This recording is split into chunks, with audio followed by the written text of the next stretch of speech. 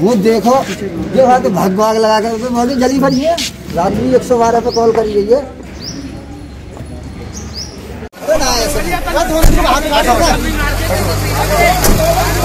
Sir इसमें छुरा काम है तो ये गांव पगोना में ये साधुओं की हत्या का क्या मामला है?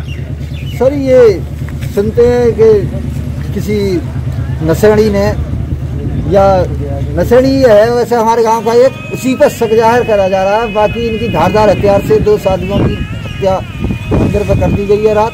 ये साधु कब से रह रहे हैं? के साधु हैं? ये जागिंदास नाम के साधु हैं जो भदेसी से आए थे करीब 15 साल पहले, और एक सेवादास हैं जो गांव कनौरा के रहने वाले हैं। वो करीब 5-6 साल से यहाँ पर रहते हैं। तो इस मंदिर की सेवा पूजा करते हैं साधु? हाँ, इस मंदिर की सेवा पूजा करते हैं और भगवाना से पास में दुगरू से आस पड़ोस के गांव से भिक्षावृत्ति करके अपना जीवन यापन करते हैं। नमस्कार दोस्तों, महाराष्ट्र के पालघर के बाद एक बार फिर से 2 साधुओं की हत्या हो गई है उत्तर प्रदेश के बुलंदशहर में। दोस्तों सबसे पहले तो मैं ये स्पष्ट कर दूं कि इस हत्याकांड के पीछे कोई भी सांप्रदायिक एंगल नहीं है। अब ये समझ लीजिए कि हत्या कैसे हुई, क्यों हुई, किसने की और किस तरह से इस वारदात को अंजाम दिया गया। दोस्तों ये हत्या हुई है 2 साधुओं की सोते वक्त रात के समय, और हत्या की है एक नशेड़ी व्यक्ति ने, मुरारी, जो पास में ही एक गांव में रहता था, और उसने इन साधुओं का एक चिमटा जबरदस्ती चुरा लिया था।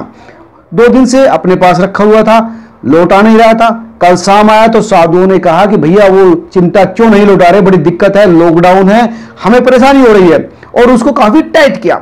इसके बाद मुरारी वापस चला गया, लेकिन गुस्से में था और वो किसी भी तरह से बदला चाह रहा था। इसके बाद जाने से पहले उसने रास्ते में भांग का नशा किया और रात को इस घटना को अंजाम दे दिया। धारदार हथियार से दोनों साधुओं की सोते वक्त हत्या कर दी।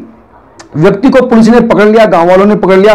बहुत बड़ी तादाद में भीड़ इकट्ठा हो गई, गांव के सभी लोग इकट्ठा हो गए और इस मुरारी को पकड़ा और जबरदस्त इसकी पिटाई की। पुलिस का कहना है कि जब मुरारी को पकड़ा तो उस समय काफी विचित्र वाली स्थिति में था, मतलब बहुत भयानक स्तर पर उसने नशा किया हुआ था, और उसको जब पकड़ा तो उस समय कपड़े भी नहीं पहन रखे थे। ये हालत थी उस व्यक्ति की, मुरारी की, और उसने उसी मानसिकता के चलते, यानी बदला लेने की मानसिकता के चलते इतने बड़े हत्याकांड को अंजाम दिया, सिर्फ इस वजह से कि साधुओं ने उससे अपना चिमटा मांगा था और कहा था कि तुम्हारा ये काम गलत है। आपस में एक दूसरे की तकरार भी हुई थी और उसी बात से ये गुस्से में था और इसने इस घटना को अंजाम दे दिया। अब इस आरोपी को पुलिस ने पकड़ लिया है और जो कानूनी सम्मत कार्य है वो किया जा रहा है। इस समय जो तनावपूर्ण स्थिति थी वो फिलहाल नहीं है। गांव वाले सभी अपने घर चले गए। गांव वाले भी ये समझ रहे हैं कि वहां पर जो काम हुआ वो इस नशेड़ी व्यक्ति ने सिर्फ व्यक्तिगत रंजिश की वजह से इसको अंजाम दिया। साथ ही दोस्तों इस घटना में ये देखने को आया कि इस घटनाक्रम के बाद बड़ी संख्या में आस पड़ोस के कई गांव के लोग इकट्ठा हो गए। बड़ी संख्या में भीड़ थी, बच्चे थे, महिला थी, बूढ़े थे और जवान थे। व्यक्ति को पीट रहे थे। आप देख सकते हैं जो वीडियो में दिखा रहा हूं कि उसमें काफी संख्या में भीड़ है।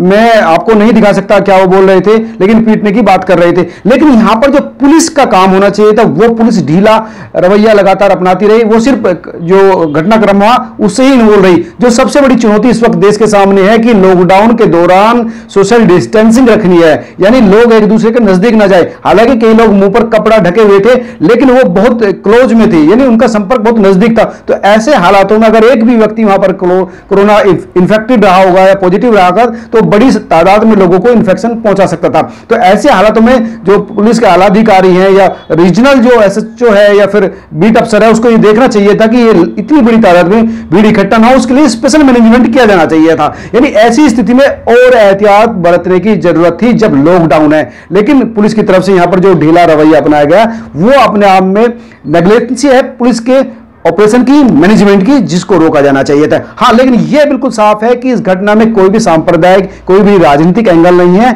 तो मैं आपसे यही कहूंगा कि इस घटना को सिर्फ यह समझा जाए कि यह घटना सिर्फ एक मूड व्यक्ति की कारगुजारी थी जो इस बात से गुस्से में था कि उसको क्यों डांटा, उसने चोरी की चिमटा।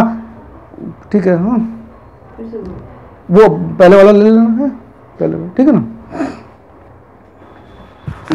तो दोस्तों ये थी इस घटना के पीछे की सच्चाई। इसमें कोई भी सांप्रदायिकता नहीं है, किसी तरह का कोई दूसरा एंगल नहीं है, पॉलिटिकल एंगल नहीं है। तो दोस्तों आपसे यह अनुरोध है कि इस घटना को जितनी जल्दी है शेयर कीजिए ताकि लोगों तक सच्चाई पहुंचे। नमस्कार। सब्सक्राइब करें, लाइक करें और अपने दोस्तों के साथ शेयर भी करें।